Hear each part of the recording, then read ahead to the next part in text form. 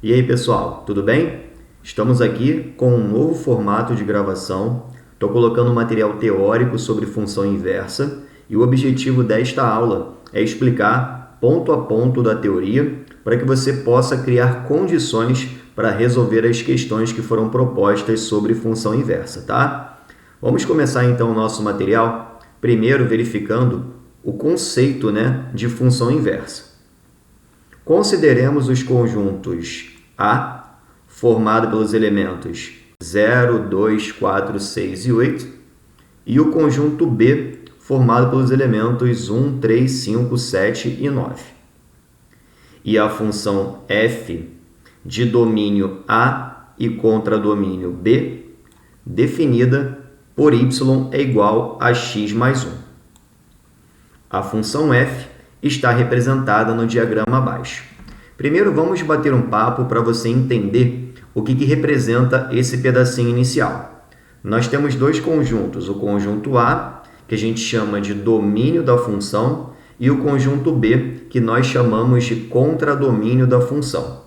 Lá na aula de conceitos iniciais sobre função, eu preparei para você um material teórico bem tranquilo de entender, explicando para vocês os conceitos básicos de função, explicando o que é domínio, o que é contradomínio, explicando também o que é a imagem de uma função.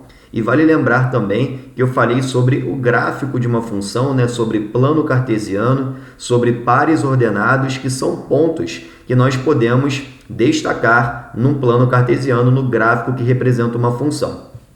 E lá nessa aula de conceitos iniciais sobre função, ainda que tenha sido um material teórico, eu também falei sobre função injetora, função sobrejetora e função bijetora, tá? Então, aqui a gente vai voltar um pouquinho também à explicação dos conceitos iniciais sobre função.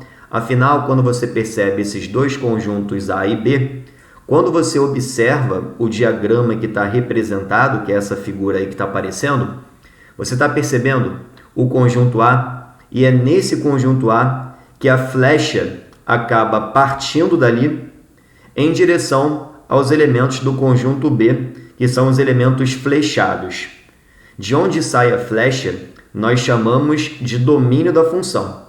E aquilo que é flechado, nós chamamos de contradomínio da função. Perceba que essa setinha que está azul é a função f. A função f que está saindo do domínio, que é o conjunto A, encontrando o contradomínio, que é o conjunto B. Porque essa notação de função que está aparecendo aqui para você, função f de A em B, essa notação de função aqui é a notação que a gente usa para poder representar quem é o domínio e quem é o contradomínio da função, tá? A primeira letra que aparece nessa leitura é o domínio da função. E a letra seguinte é o contradomínio, dizendo, na verdade, para você, que a flecha está partindo do conjunto A, que é o domínio da função, em direção ao conjunto B, que é o contradomínio, tá? Então, de onde a flecha sai no diagrama, a gente chama de domínio da função, na prática são valores de x, e aquilo que é flechado, a gente chama de contradomínio da função, que pode também ser a imagem da função, e quando a gente fala em imagem da função, a gente fala dos valores de y, tá? O que é importante salientar aqui para você nessa figura? Você está percebendo que cada elemento do conjunto A flecha cada elemento do conjunto B. A relação é de 1 para 1. Quando isso ocorre, nós temos uma função injetora, porque na função injetora, cada elemento de um conjunto A, que é o domínio, acaba flechando o conjunto B com um elemento só, que é o seu contradomínio respectivo, tá? Então, nós estamos vendo aqui que nós temos uma função injetora. E olha só que bacana. Ao mesmo tempo que essa função ela é injetora, você também está percebendo que no conjunto B, nesse diagrama, todos os elementos foram flechados. A partir do momento em que todo contradomínio também é flechado, a gente pode dizer que essa função ela também é sobrejetora. Ela é sobrejetora porque o contradomínio corresponde à imagem dessa função. E quando você tem uma função injetora e ao mesmo tempo ela também é sobrejetora, essa função ela pode ser classificada como bijetora. E quando você tem uma função bijetora, porque ela é ao mesmo tempo injetora e sobrejetora, você pode aplicar a inversa dessa função. Então, o objetivo da função inversa é, se eu tenho uma função que ao mesmo tempo é injetora e sobrejetora, eu posso inverter essa função e quando a gente inverte essa função, ao invés de ser A em direção a B, passa a ser B em direção a A. Então, ao invés da flecha começar de A em direção a B, a flecha vai passar a começar de B em direção a A. Beleza? E nesse caso, eu coloquei para você também que essa função ela foi definida por y é igual a x mais 1, tá? Ou eu poderia chamar de f de x é igual a x mais 1. O que eu estou querendo dizer para você com essa função? Se você comparar os elementos flechados do conjunto A com o conjunto B, você está percebendo que o elemento quando x é igual a zero, se eu substituir nessa função que eu destaquei, vai ficar y é igual a 0 mais 1 dá 1. Então, quando x é 0, o y vale 1. A mesma coisa acontece se eu substituir esse x por 2. Vai ficar y é igual a 2 mais 1, 2 mais 1 é igual a 3. Então, quando x é 2, o y ele vale 3. Quando x é 4, o y é 4 mais 1, que dá 5. Então, quando x é 4, o y vale 5. Quando x é 6, o y vai ser 6 mais 1, que é igual a 7. Então, quando x é 6, o y vale 7. E se eu substituir na função o x pelo 8, vai ficar y igual a 8 mais 1, que dá 9. Então, o y é igual a 9 quando x é igual a 8. E aí, o que você está percebendo comparando o domínio da função e o contradomínio? O contradomínio é uma unidade a mais em relação ao domínio da função. Por isso que nós estabelecemos que essa função de A em B é y é igual a x mais 1, porque o valor de y é uma unidade a mais em relação ao valor de x. Tudo bem?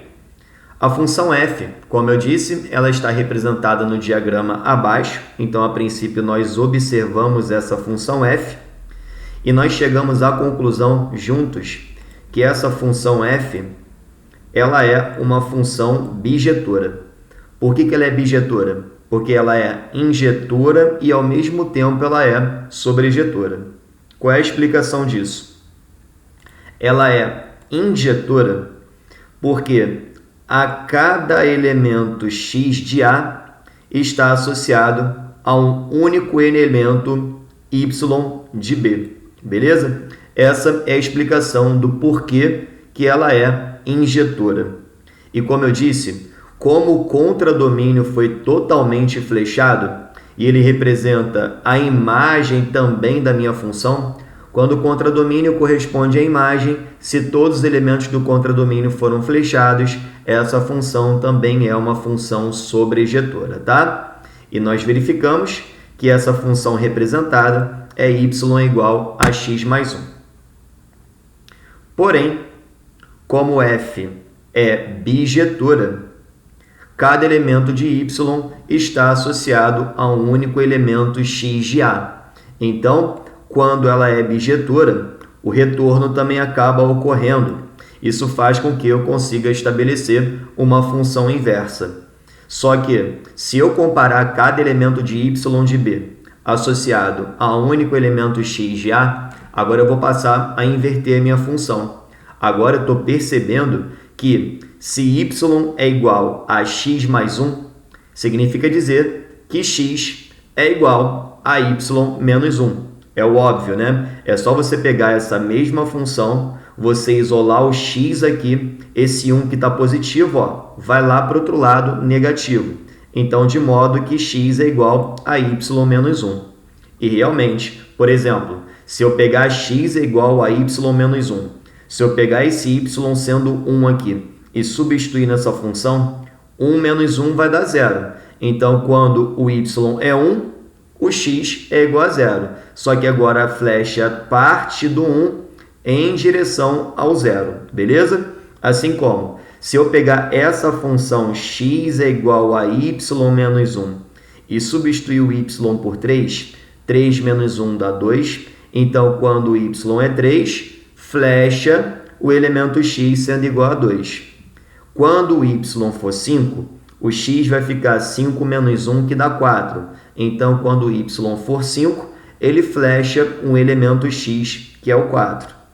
Quando o y for igual a 7, o x é igual a 7 menos 1, que dá 6. Então, quando o y é 7, ele flecha o elemento x igual a 6. E quando o y for igual a 9, o x fica 9 menos 1, que dá 8. Então, quando o y for 9, ele flecha o elemento x igual a 8. E a gente acaba caracterizando uma outra função. Que função é essa que eu chamei aqui? Eu chamei essa função de g de b em a, de modo que x é igual a y menos 1. Então, agora a gente inverteu, agora a gente está fazendo o retorno. Estamos partindo de b, flechando os elementos do diagrama A. Ou então, eu posso chamar essa função de g de y é igual a y menos 1.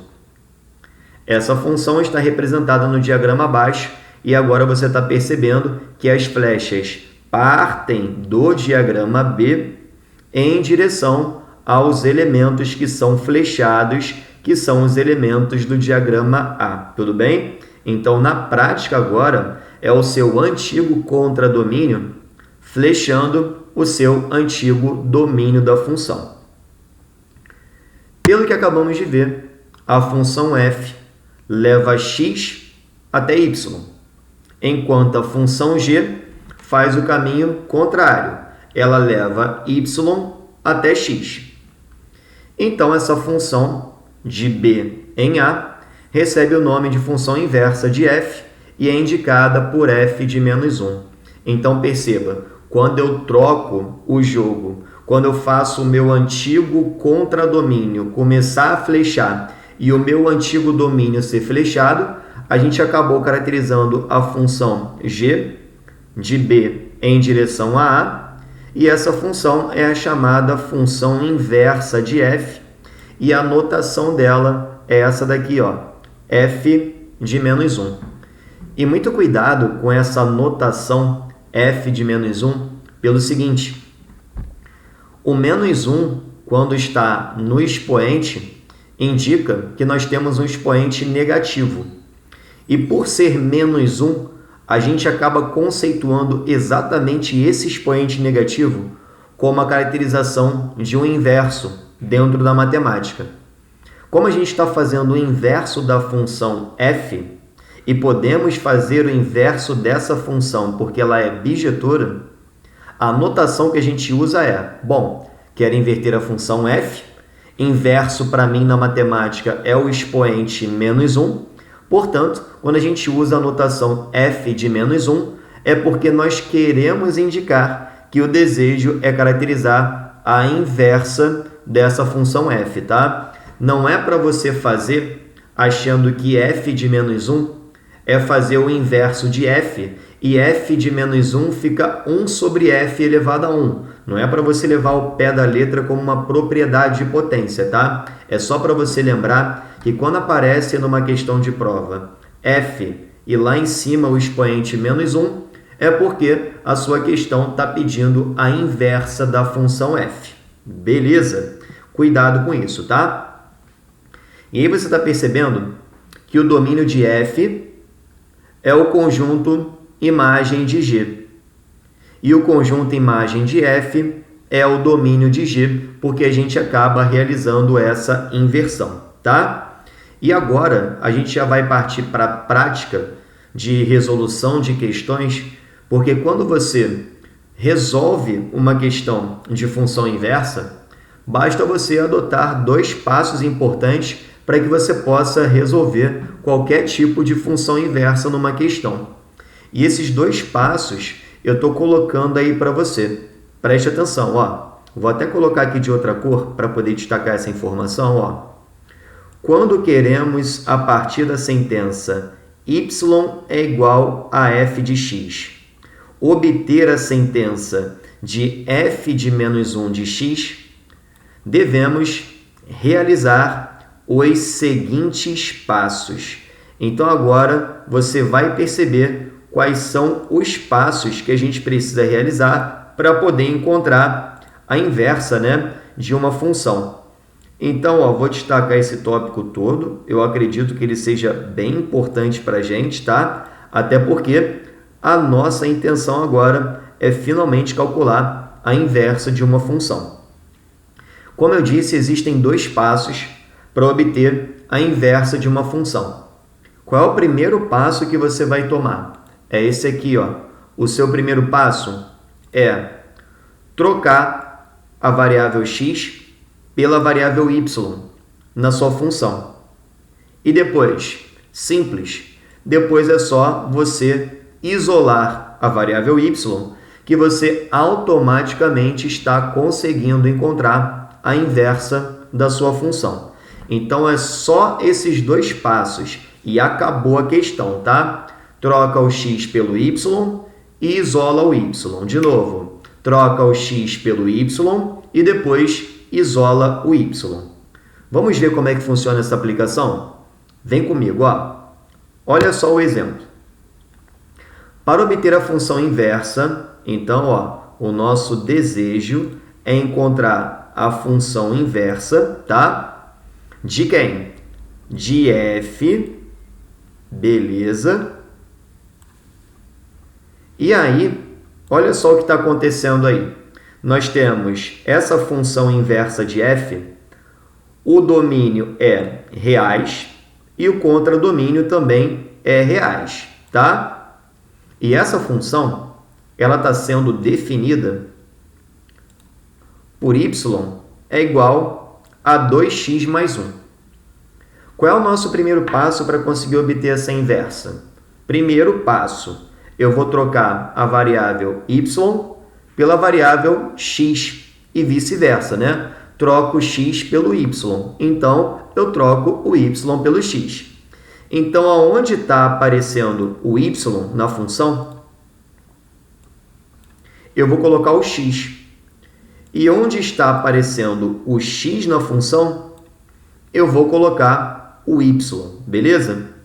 É só fazer a inversão por enquanto, tá? Troco o x pelo y, então ao invés de ficar y é igual a 2x mais 1, que é o que estava aqui em cima, agora vai passar a ficar nessa inversão, x é igual a 2y mais 1.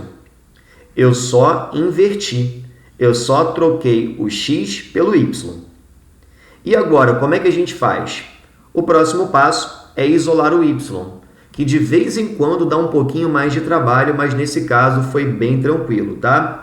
Por que foi bem tranquilo? Bom, se a intenção é isolar o y, o que vai acontecer?